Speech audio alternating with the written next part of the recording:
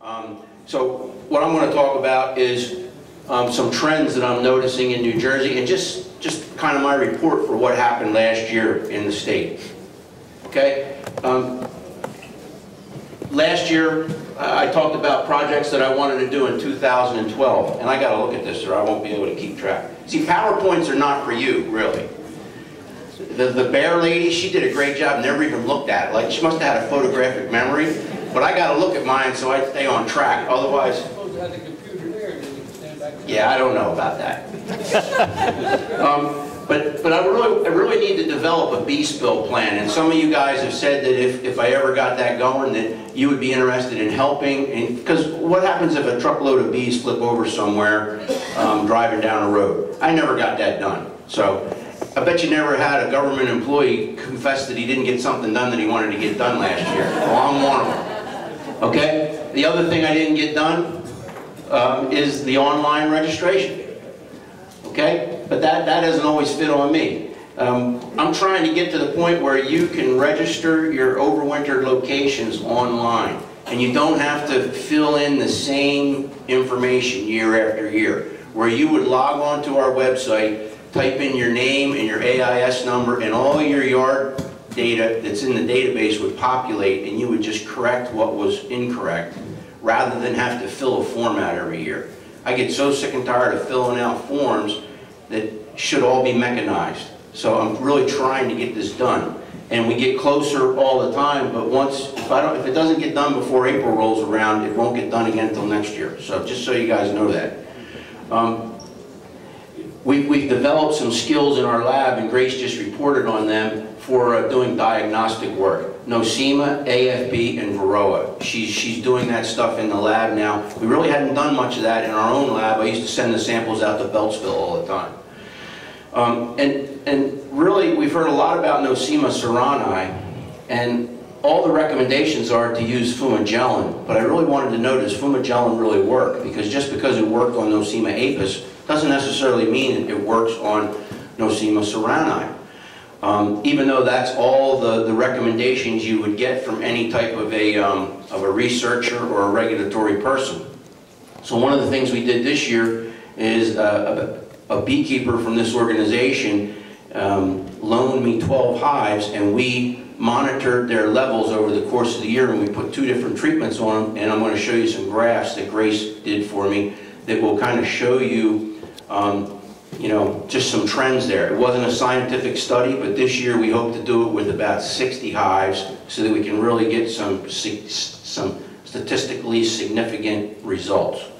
And then I continued to work on this USDA honeybee survey. Once again, we sampled 24 beekeepers from 24 apiaries from 24 different beekeepers across the state for a variety of things. And I'm going to give you a little report on that. It's hard to talk and keep this in the right place at the same time. Okay, we talked before about the winter death loss survey, and I just wanted to show you guys that we've been doing it since 2009, and the overall death loss in New Jersey of people that responded to this survey, whether they treated or not, the overall winter death loss in 09 was 34%, 010, 35%, 11, 31%. Last year, the overall death loss was lower. And I'd like to think it's because people are managing their bees better, but I really think it's because we had such a mild non-winter last year that the bees really didn't have to stay in a cluster for as long as they normally would. So the average over those 4 years is 30%. The thing that I think is interesting is you see the total numbers up here. But in 2012, people that treated only lost 17% versus people that did not lost 44% of their colonies over the winter. This is treating for varroa mites I'm talking about. In 2011, people that treated lost 18% and people that did not lost 65%. Okay? So, you know, the take-home message, you'll continue to hear me preach it every time I stand up, is that you need to do something to control varroa mites at the right time of the year to increase your chances of wintering bees in New Jersey. Okay? What did we do for the last year's survey is we had a beekeeper volunteered, and she put together using this thing called Survey Monkey. It's an online survey thing. And we asked a bunch of different questions. How many of you guys participated in last year's winter death loss survey? Okay, that's great, and I thank you for that. I think it was really easy to do that through that tool. And the questions were very similar to the previous year. I don't know why I put that in there. We sent out an email asking beekeepers to participate and got to over 1,000 beekeepers. The survey opened March 31st, closed April 30th, and we last year developed a paper survey for those without a computer, but I didn't get to do a very good job of getting it to people so they could respond on time. This year, Angelo put it in the last issue of the newsletter, and if you're not really going to do the survey online and you want to participate, all you got to do is rip that out of the newsletter, fill it out, and send it back into me. But pay attention to the dates, because we want to know how many were alive at Thanksgiving of last year and how many were alive March 30th of this year. So if you send it to me on March 15th, you really didn't follow the directions that well, okay? So please follow the directions and do it the way we want so we can keep everything as similar as possible. What happened last year? We had 430 people participate, up from 217 the year before, which I was very encouraged by. You know, the more people that participate in this survey, the better the information that we will have about what works in New Jersey. You know, you can read on the line, on internet, all this stuff about what people say works here, there, and everywhere. But I'm interested about what works in New Jersey, with New Jersey conditions and with New Jersey beekeepers. They reported on over 3,000 colonies, which was up from about 2,000 the previous year. So we've got a lot of good numbers, okay? And the overall death loss, 21%, down from 34% the year before. Okay? These were the people that, the beekeepers that reported that they treated versus the ones that reported that they did not do anything to control varroa mites. This is treatment for varroa. Okay? Death loss by treatment or not, 105 beekeepers did not treat to control varroa, and that would represent about 430 colonies, and they lost about 44% of them over the winter. And that was down from the previous year's 65% dead over the winter. And the rest of them treated 2,600 colonies and lost 17%, really not much change from the previous year. Okay, and I already told you this year, the death loss survey, we have this hard copy, and if you're a branch president and you have members that want to participate but don't have computer access, and they don't want to mail the thing, then just collect them and get them to me. Mail them in as a bunch, I'm cool with that. Okay, and we'll get that data entered into, or you could enter the data into the survey. I think you could enter the data into the survey. I don't know, maybe you can't. Maybe you can only enter your data, because I think she put something on there that said that one person couldn't skew the data by entering like 50 of them, unless you were an administrator, so you still have to mail them in. Okay, it opens March 30th, closes April 30th, and the point I want to make, and I think it's kind of the theme that I heard some other people talk about today, is this wouldn't happen without beekeepers working together, without members of this association volunteering their time to help make it happen. Because I'm a one-man band. I'm the chief cook and bottle washer of the whole thing. And you know, it would not work without beekeepers helping themselves and helping me. Diseases, American foul brood, okay? The incidence in 2012 was just shy of 1%, up from 0.76% the year before. And here's the thing that I want to really say about beekeepers. These are finds. Most of them this year where people called me up and said, "Tim, I think I have a problem." First question I ask them is, "Well, why do you think that? Tell me what you're seeing." And I'm telling you what, the beekeeper spotted it and called me, and I confirmed it. And you know what? I was very encouraged by that, because you know what? A well-educated, observant population of beekeepers is what's going to keep our industry healthy. One guy cannot do it all, believe me. One guy with Bob helping in the summer cannot do it all. Okay? You guys are the eyes and ears, the first eyes on it. And you know what? If it goes undetected and neglected, you've heard the horror stories of people putting new bees on this dead out equipment that was loaded with AFB, of splitting AFB colonies and then to build up weak colonies, putting frames from good ones into weak ones and spreading disease that way, and it's just a big fat mess. And I get no joy helping you clean that up. I get no joy telling you that you're the one that spread it. But so you know, when in doubt, call. And if you think you got a disease, you say that, you'll be at the top of the list. If you say that all the time and I never find disease though, I'll get wise to you after a while. Okay, the other thing that was really cool last year is I had a person that found AFB. It was in mid-May, and these hives were very strong. And so I thought, well, why don't we try shaking them on clean foundation? I have another beekeeper who does video work, and I have another beekeeper who does video editing work. And what happened was we all got together, the person with the camera videotaped it, me helping the beekeeper shake them on clean foundation, and then scorching all the good wood so it could be put back into production. And then we went back and looked at the bees 3 weeks later and videotaped that so you could see that they were on a good honey flow. They drew out all 10 frames in the first box, a brand new comb, and they were looking great. And now Kevin England has put that on the Northwest website, and it's under their YouTube thing. I think if you Google Northwest Jersey Beekeepers YouTube AFB, something like that, you come right to it. Or if you get a copy of this, you can click on it because I think it's a live link.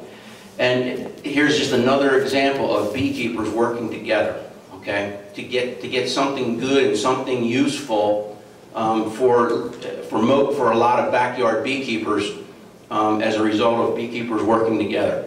The other thing I wanted to mention about this AFB, Pierre just sent out an email about this gamma radiation down in Salem County, New Jersey. And there's this fellow from the Montgomery County Beekeepers Association, Mark Atunas, who kind of coordinates that. And it's not just for AFB equipment. I mean, he says he has a lot of beekeepers that when they have dead outs over the winter, because of buildup of Nosema, because of buildup of other types of bacteria and viruses within the hives, are taking their equipment down there and running it through that gamma radiation chamber. And they're going to be doing one sometime in the latter part of March, and I'm going to go down and check it out with them because I'm very interested in that. That may, if the economics are there, it might not be a bad idea if it's reasonable enough and it doesn't take too much effort to get them into the pristine condition that the facility may require. Okay, because this facility sterilizes, like, you know, Band-Aids and all kinds of stuff. Okay, EFB this year was down 1.5%, down from about 2% the year before. Viruses, this is something that has been bothering me a little bit, and I don't have any kind of an answer for it. I've been the Apiarist since 2007, and you know, I don't know everything, believe it or not, I don't.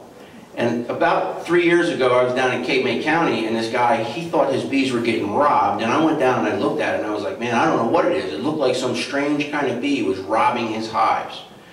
And as I researched it and looked into it more, he had this virus situation going on called, now I forget the name of it. It's not slow paralysis.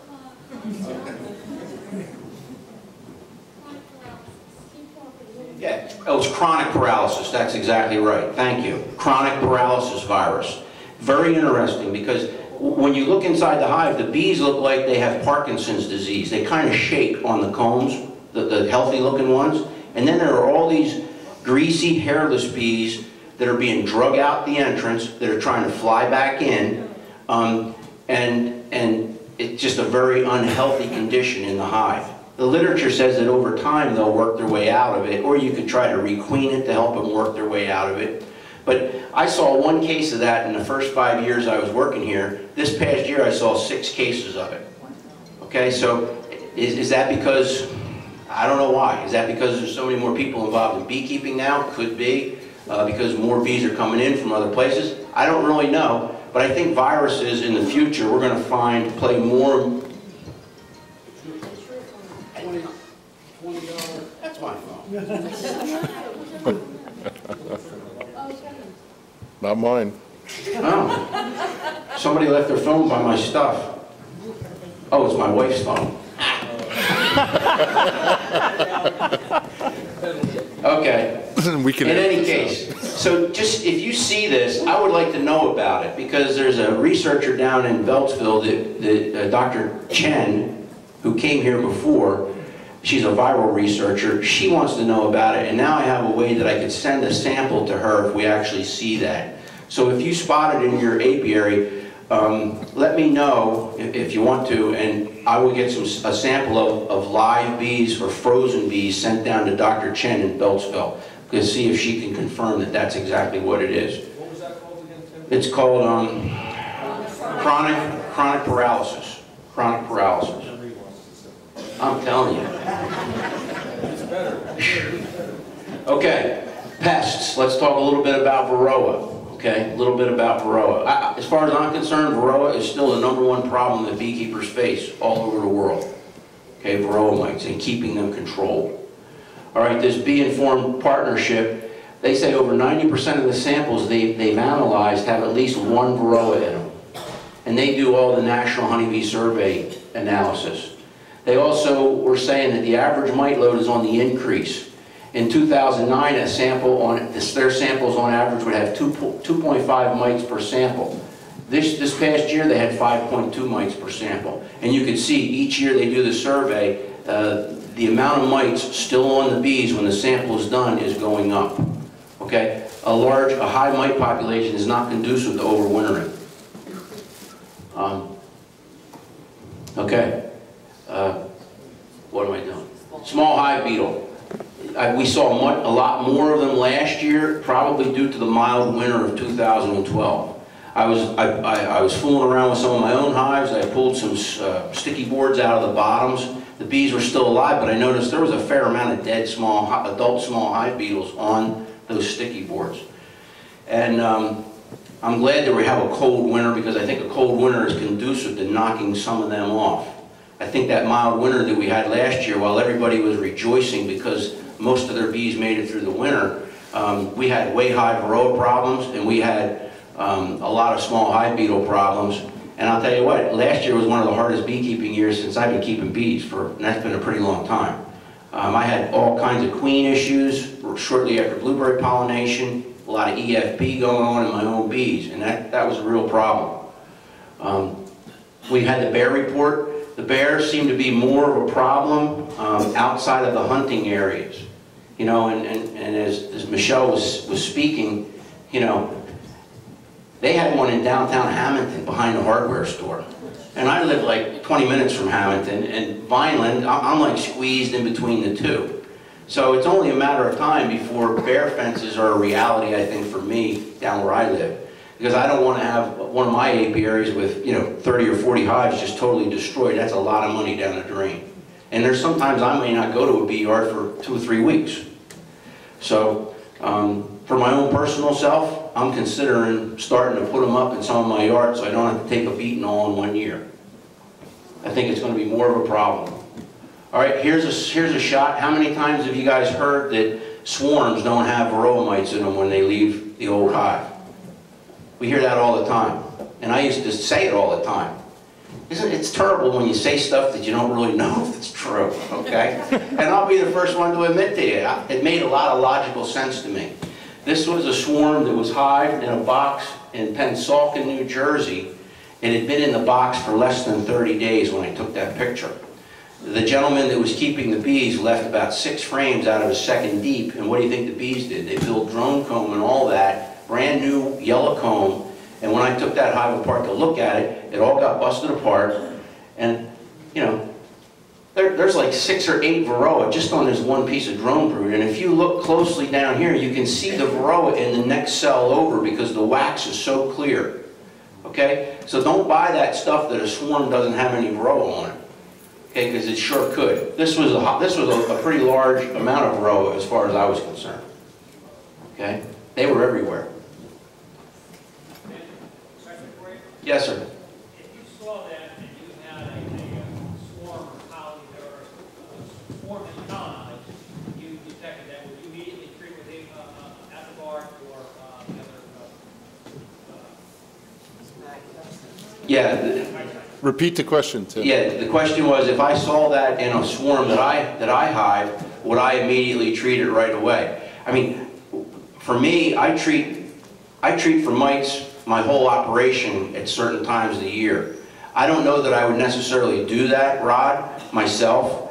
It would depend on how hot it was, because, you know, most of the non-hard chemical controls are very temperature sensitive. It would also depend on whether that colony was making honey that I was going to store. So, you know, depending on all those answers is kind of how I would answer that question. I would certainly be concerned about it, and I would keep that in mind. Okay? Yes? Can you comment on spring mite treatment? You've mentioned this in the past. Can I comment on spring mite treatment? Quite frankly, Rich, I think we're at the point where you need to consider doing it. When? When? Yeah. Well, once they start gearing up brood rearing and you get temperatures warm enough, if you're going to use something like formic acid or the Mite Away Quick Strip in the spring, I think that's probably a better time to use it, because the temperatures aren't so hot that it'll be super hard on the bees, and it'll all be out of the hive before your main honey flow comes. Some of the other ones like Apiguard, if you put that on in the early spring, I can smell Apiguard in hives, you know, 2 months after the treatment time's over. So I would be very hesitant to use that as an early spring treatment. Plus, I don't really think it gets warm enough for it to be that effective that time of year. Okay? We talking about bear. You gotta watch this video. It's really cool. This is from Vernon, New Jersey. This dude's caught in the act. I don't know if you guys can. Oh man, it's really not that. I don't know how to do that. Well, it was going on normal, but then it speeded up sometime. Where'd you go? He took some of it into the woods. No, it's over. It's only like 18 seconds. And that's no fence. No, if you look closely, there's a fence across the front. Just across the front? Well, I'm not sure if he broke through or not. I didn't get the blow-by-blow from the beekeeper. Oh, he took a whole frame. Yeah. Oh, he went under. He went under. It played normal at home, but for some reason it speeded up on here. So, you know, I don't know, but I think it's interesting to see one in the act. Yes, Carl. I want to make a comment, because I know the fence is very effective, and for commercial beekeepers or people who have a lot of beehives, I can see you absolutely need a fence. But I personally am a hobbyist beekeeper. I never had more than a handful of hives. What I found in 2011, when I was first scared, close encounter with a black bear, I said, I got to do something with my hives. So I went out to a hardware store and I got cargo straps with little ratchets on. I put 2 cargo straps on. Twice, the bear came, rolled in my hive 10 or 15 feet away. I got a couple tooth marks in the wood, and he wandered off. And all I had to do was write the hive. Now, it is a big nuisance to constantly go and unlatch and so forth, but I feel a little more secure. So if somebody's a hobby and he has a couple hives, that's what I'm recommending. I tried that. And the bear was big enough to rip the hives out of the strapping. You know, they get under. I've had bears rip the siding off a shed, pull the bottom board out through the hole, and then when they couldn't get anything that way, then they went around, ripped the lock off the door, and went in and got what they wanted that way. The straps will not always work. Well, I keep the bear boxes on the corner of the house, and those are the ones he always goes to because he's looking for garbage. And he scatters the boxes, the frames, everything all over the lawn. But when he gets to the hive, he snips it, he pushes it over, he rolls it, but if it's strapped down good, twice it's happened to me, once in October and once in December.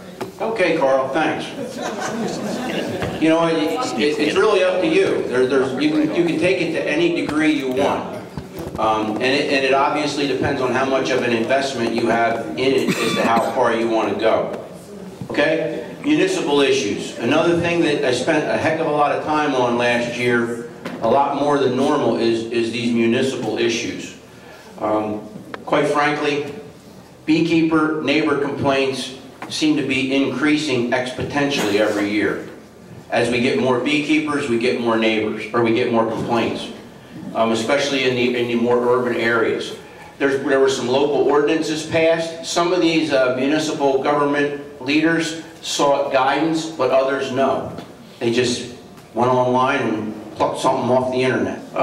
In any case, the thing that was bothering me is there's no uniformity, because we had another town passed an ordinance that was just, it was different than our best management practices, and it was becoming very, very muddy water.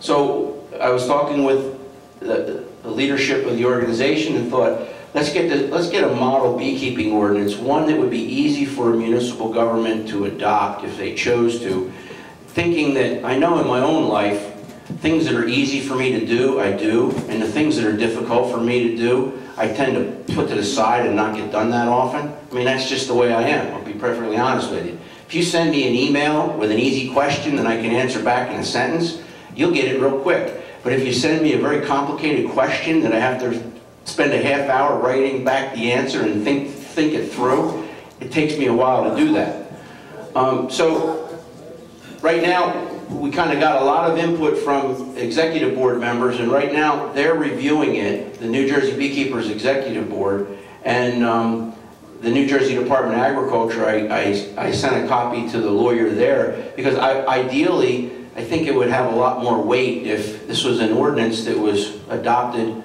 or supported by both the Department of Agriculture and the New Jersey Beekeepers Association. And something that's fair to everybody, fair to you, the beekeeper, and fair to your neighbor. Got to be fair to both, okay? Just because you're totally blown and psyched out when a swarm flies out of your hive and think it's great and you know that it's the most gentle time in their life cycle doesn't mean your neighbor's kid who's petrified to walk outdoors because they watched the scientific movie that says, the sci-fi movie that says the swarm is going to fly in the vents of their car and sting them to death. Do you know what I mean? So, you know, we got to be fair to everybody.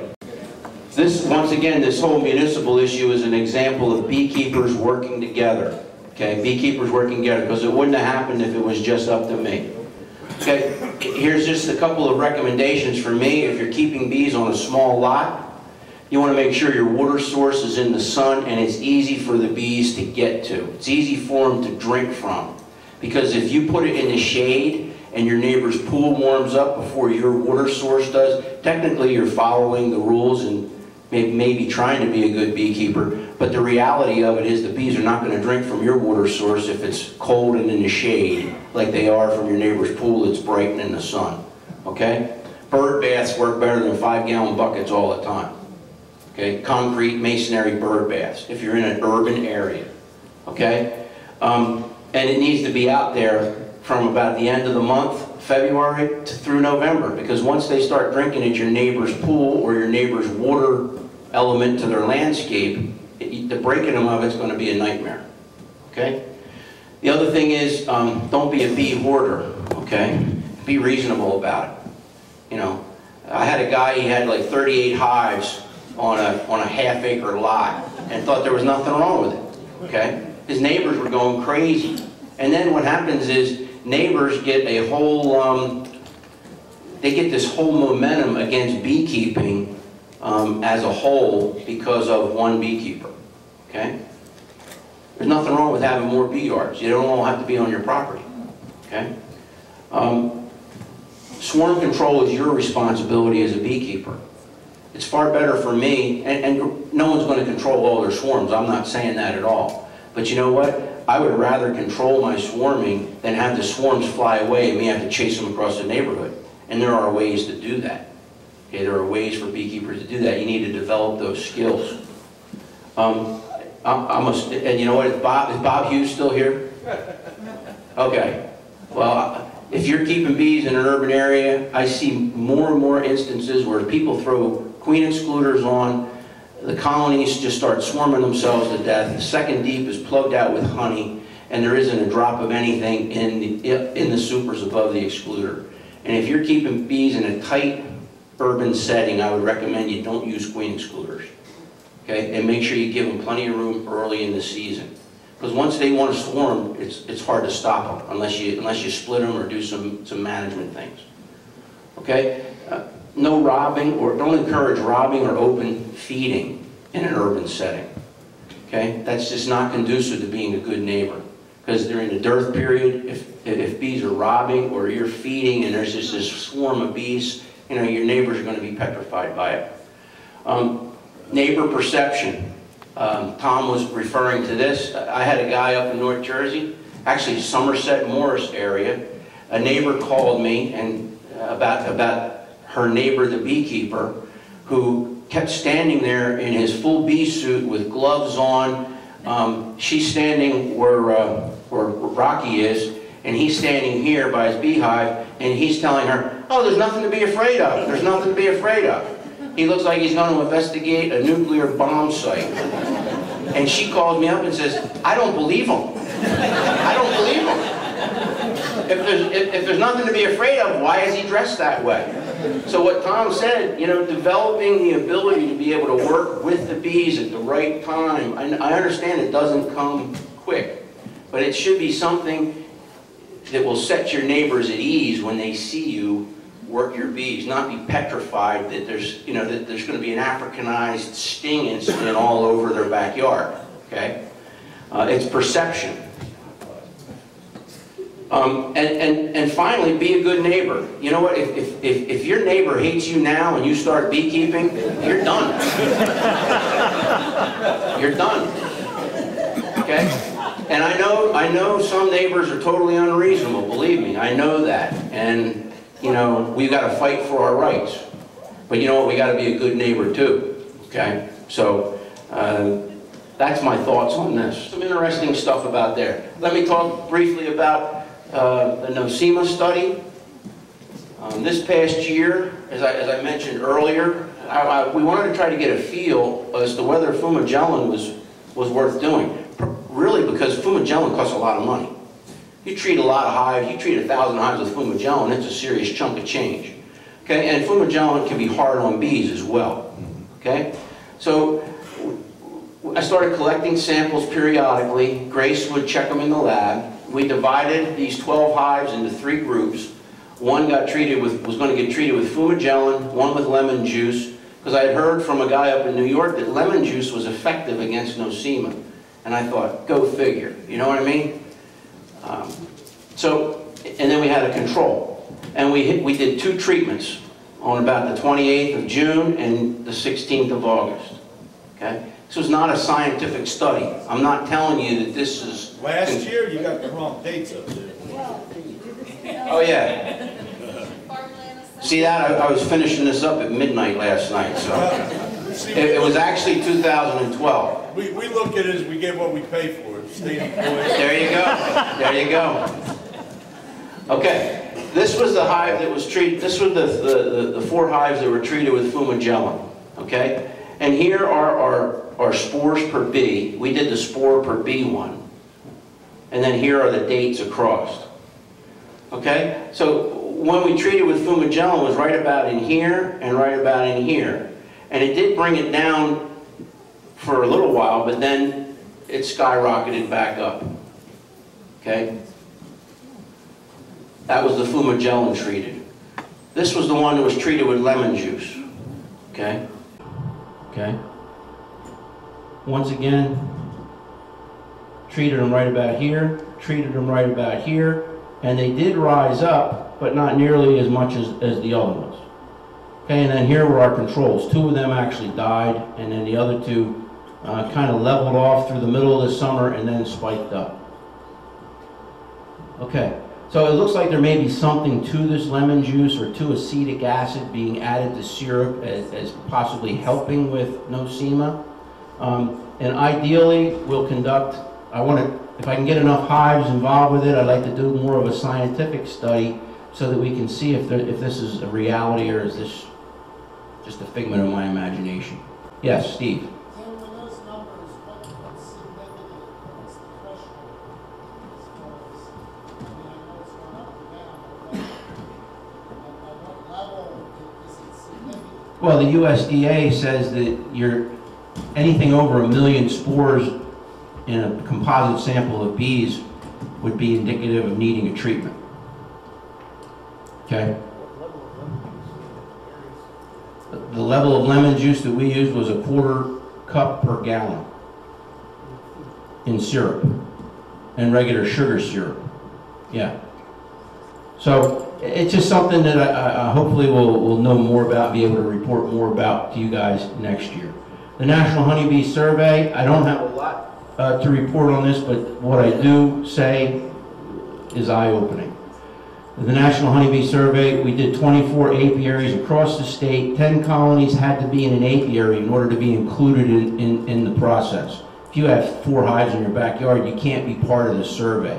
They wanted at least 8 or 10 colonies per apiary. And they wanted me to identify high-risk beekeepers, such as migratory beekeepers, commercial beekeepers, queen producers, nuke producers, and pollinators. Oh, as well as honey producers too. Okay? The first 10 apiaries I did out of the 24, I collected fresh pollen samples on because the USDA got some money to check fresh pollen for pesticides. And they ran them for 150 or so pesticides. And the only thing I've gotten so far is the pesticide results from the first 10 apiaries. So in those 10 apiaries, we found 20 different pesticides found in the New Jersey samples. The samples range from having 2 pesticides to 11 pesticides in one sample. Okay? Stationary apiaries with no commercial ag to pollinators of vine crops. Okay, so that was the range of the people that were in this pollen collecting study. And even beekeepers that are stationary in areas where there's no agriculture had pesticides in their fresh pollen. Okay, and I was given the parts per billion levels, but the question that I have and I still haven't had answered is, what does that really mean? Like, how long has there been pesticides coming in fresh pollen, because they haven't been looking for it forever? And, is 1 part per billion bad or is 50 parts per billion bad? And it depends on each agent as to what that would be. Yes, Kathy? What pesticides did you find? Well, I can't even pronounce half of them, Kathy, so I don't have them memorized, but it was 20 different pesticides. Is it like homeowner stuff, or is it agricultural? It's everything. Fungicides, Well, they're pesticides. Fungicides, herbicides, and insecticides are all pesticides. we don't know what. Well, I know what, but I don't have it on the slide, and I don't have it memorized, so I can't regurgitate it to you. Yes? Can you repeat the question? What's that? Is what available? Pesticides. Yeah, I have the list of the names of pesticides. Yes. Did I repeat it enough so you could hear it? Okay. The take-home message is our honeybees are bringing home contaminated pollen. Okay? It's there. It's in our environment, and they're bringing it back into the hives. Okay. Some of you folks may have seen the calendar project that we worked on. That developed out of a couple phone calls that I had from hobbyist beekeepers who took my beekeeping course 3 or 4 years ago, lost their bees, and I said, well, what happened? Why do you think that happened? Well, I never knew when to put the supers on. I couldn't remember, what to do here and when to do that. And I said to the lady, one more lady, I said, do you think a calendar would help that told you that, month by month? Oh yeah, that'd be great. So once again, got together with a couple of other beekeepers. We worked together on it and developed that beekeeping calendar that you may have bought through your branch or may have seen in the back of the room. And what we plan on doing for next year's calendar, 2014, will start in December.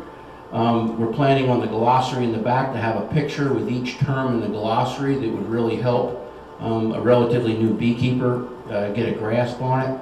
I'm looking for constructive criticism. If you have any, please send it to me at that email address, because we want it to be better than it is this year or next year. And the only way that's really going to happen is if people think up things that the people that worked on it never thought of, and maybe we can make some changes to make it even better. So I would covet your constructive criticism. What? Yeah. Except your email is blocked, so it goes right in the trash can. Oh, Becky, was that in the last newsletter, the competition? Okay, those of you that are photographers, you know, take cool pictures and send them to that web address that was in the last newsletter, and maybe you'll get your picture in next year's calendar. And we had several branches that contributed seed money to cover the cost of the first edition of this, and that was a real blessing. And the reason it costs $10 is we want to pay them back and then have money to continue this project year after year after year.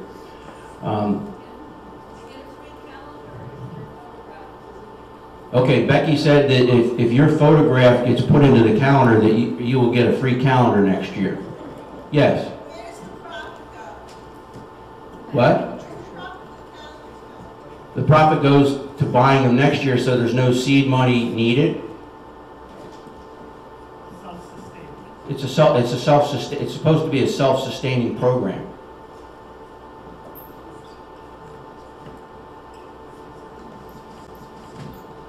Beginner beekeeping classes, it's a trend in New Jersey. Still a strong interest every year in beekeeping. Once again, this year there'll be 3 beginner beekeeping classes, 60 per class. Jersey Cape right now has 54 people in their class this year. There's 25 in Essex at least. There may be a few more. And I don't know how many Sussex has signed up at this point. 27 already for Sussex. So there's still a tremendous interest in beekeeping and people learning beekeeping. Last year I did 2 queen rearing workshops with small groups of people that are now hopefully going to start raising some queens for their local branches. So that's something else that happened this past year. Just some common mistakes that I see beekeepers make. I like to cover these whenever I get a chance to speak. They don't feed enough in a large enough volume. For example, a new colony needs full feed to draw out wax combs if you don't have them on drawn comb to begin with. And you really, you know, an entrance feeder with 12 holes in the top really isn't going to cut the mustard for something like that. Also, sometimes late summer to stimulate the queen and get a large population of bees going into winter is necessary as well. And that would depend on the area. You know, Bob and I go back and forth on this because Bob lives in beekeeper heaven and I live in beekeeper hell. And I tend to err on the side of feeding more because where I'm at, there is nothing going into the fall or winter if I didn't give it to him. Up where Bob lives, you know, he doesn't have to put that extra effort and time into it. So you got to look at them. You got to keep an eye on them. Okay? A lot of times people don't check to see if a colony's queen right. They judge the health of the hive by the flight. Okay, that's no way to judge how good your hive is doing. Actually, I had a brand new beekeeper from New Egypt last year. He called me up. He said, "Tim, my bees are dead." He says, "I don't know why they died." I go out there, starved to death. And he says, "Tim," he says, "I couldn't even walk in front of the hive in September." He says, "There's so much flight out there." And I said to him, well, what do you think, what would you be doing if you were starving to death? Would you be laying in the house doing nothing, or would you be out looking for food every day? You know, just because you see a lot of entrance flight doesn't mean that they're socking away honey and getting fat for the winter. You got to lift the hive, you got to look in there in order to determine that. Okay? Poor placement of hives. You know, hives need to be in sun. I'm still going to stand by that. You know, small hive beetles and varroa mites have a tougher time in a hot hive. They have an easier time in a cold hive. Keep your bees in the sun. Okay? And there's still a lot of people that don't treat for mites. These winter death loss surveys are a very clear indication that doing something to control varroa mites is very important. It may be splitting your colony 10 times this year. That is doing something. Every time you split it, you knock the mite population in half. Okay, that's not a not treatment. Okay? So you got to do something to knock your mite levels down. Common mistakes of beginners also, not checking their colonies. I just told you that. Feeding too late in the fall. If the colony's starving to death and you start feeding them in November, I mean, fondant is not an ideal winter feed, if you didn't know that. Far better for them to have stored feed in the combs, cured and capped. Okay, fondant is an emergency food, not something that you should count on. You need to look at them earlier in the year so you can take advantage of the time you have to get them ready. Feeding liquid syrup in the winter in a friction type feeder, a feeder that is inverted on top of the bees. Not the best idea, because as the temperature changes, it can actually push the syrup out onto the bees. And if they can't take what comes out onto them, they'll get all wet, and that will be a real problem. Storing empty supers over the cluster under the outer cover, you know, it's like heating a 5-story building when you only live on the first floor. Okay? And then there's still a significant amount of people that don't use a smoker to work their bees. It's okay with me if you don't do that, but if you live in an urban area, I would not recommend doing it that way. Okay, smoke calms the bees, smoke neutralizes the alarm pheromones, smoke will make them much more gentle or much more easier to manage in an urban setting. Okay, I'd be happy to go out there and get them as agitated as you want without smoke, and the two of us will stand there and see who stands there the longest. That sounds like a nice beekeeper meeting competition. All right, just a couple things in 2013. Did anybody ever see the observation hive that was at the Ag Museum up in New Brunswick? Well, you know, they closed down the Ag Museum. We pulled that out of there because the Department of Agriculture carpenters made that years ago, and now it's going to be down at the Cape May County Zoo. They're putting in a whole honeybee display down there. They get about 500,000 people go through that operation every year, which they're going to have a nice display. I think they're going to even have one of those trifold displays that we have in the back of the room to kind of educate people and give them the New Jersey Beekeepers Association kind of united message. There's also an observation hive, Bill told me, that's going to be placed, I think, in the Cape May Nature Center, and they get a significant amount of people down there in the summer as well. Hopefully the online registration will go through. I have an observation hive at the Beneficial Insect Lab in Trenton, and this year, I think everything is in place now that there's going to be a webcam on there. Actually, J.C. Cowell kind of turned me on because he had a webcam in his apiary where the bear was. And one time I was showing my secretary in Trenton JC's webcam, and him and his wife happened to be out there working their hive. So we're sitting in Trenton watching them work their hive and burn it. It was kind of interesting. But I thought it would be cool to be able to see when colonies are on honey flows in different parts of the state. And this is kind of like a little trial thing that we're going to do at the Beneficial Insect Lab. And I'll be sure to run it through the secretary or whoever when we get ready to launch that. But I think everything's in place there. Hopefully we're going to do the Nosema study, and we're also going to have a Beyond the Basics course this year, and it's going to be in New Brunswick at one of the buildings on Rutgers University. And now one of my last things I want to talk about, do you want to help the New Jersey Beekeepers Association? Okay? You may have expertise in another field, you may have some extra time, you may want to help the NJBA be a better organization. You know, most of what I reported on would not have happened if it wasn't for beekeepers helping. You know, I could be a typical state employee who put in my 7 hours a day and didn't want to do nothing else after that.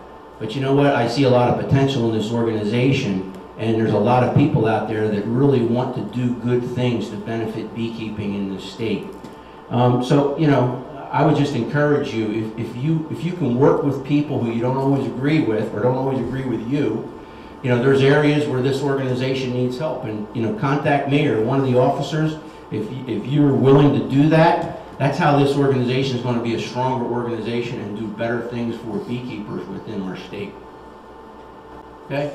If there's anything else, this is my contact information. And if you have any questions, I'll answer them as best I can right now. And if not, we're all done, I think. Yes, Donna.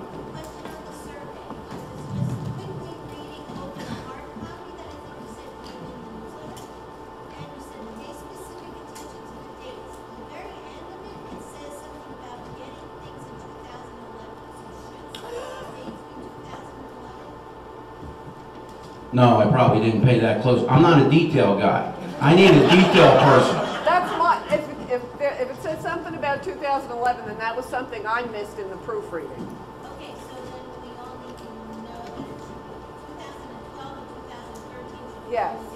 Yes. Yes. Yeah, the survey is only covering 2012 to 2013 winter. That's correct. I'm sorry about that.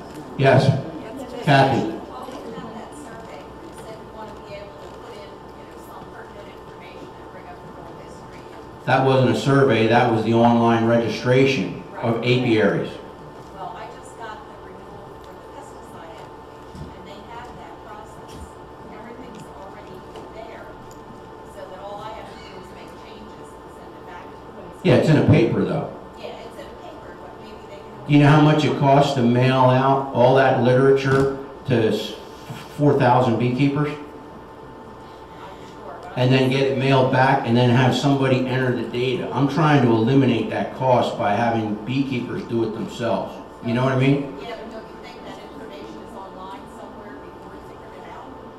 I did it online, and the information was there For for pesticides. pesticide. So I guess the point is that they may already be doing something. Her name was Annie Lowe. Yeah. Maybe she could have set up your registration. Oh, okay. You don't have to steal it, steal her. Yeah. Agencies don't work like that.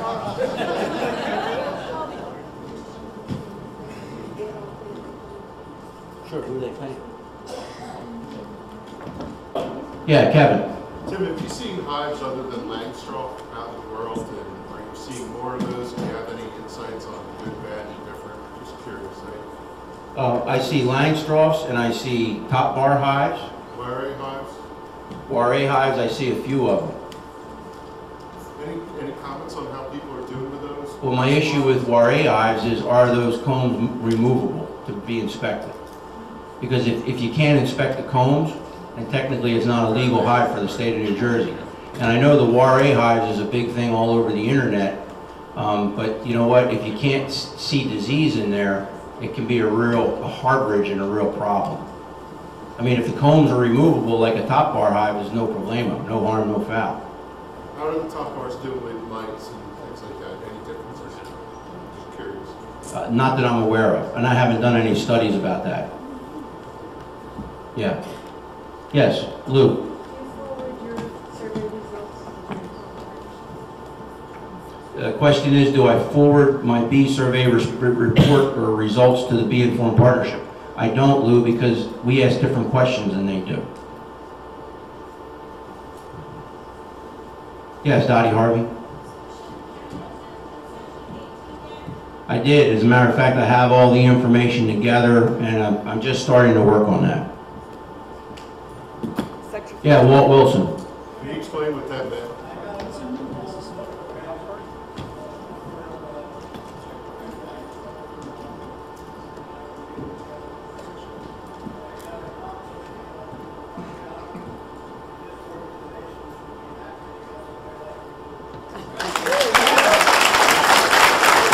Well, thank you very much. And Walt is one of the guys that broke me in 25 years ago. I'm sorry to date you, Walt.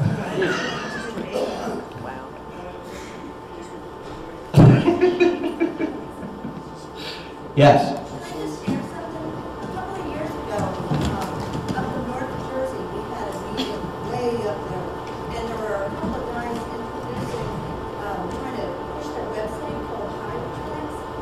I don't know how it would work for performance, but mine had 7, and record keeping was a big deal for me, and I referred back to it and everything. It's a whole, like, online record keeping software, and it keeps track of your hive components, what exactly, what your body's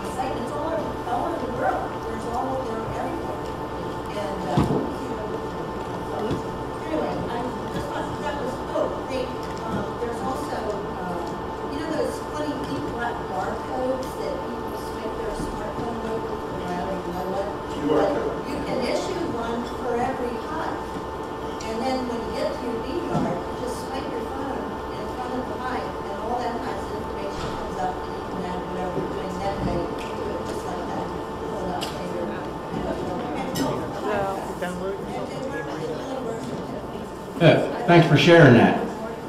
If you purchase something during the auction, please.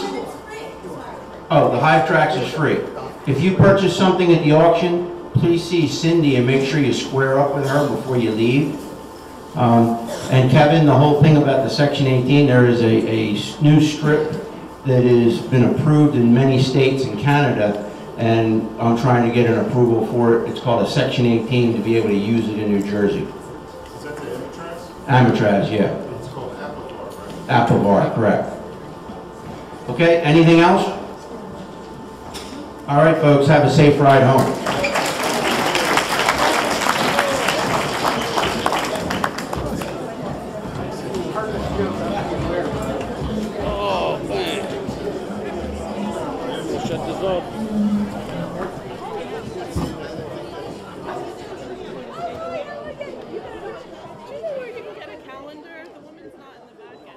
There's Tim, I don't know. I have to get my order one.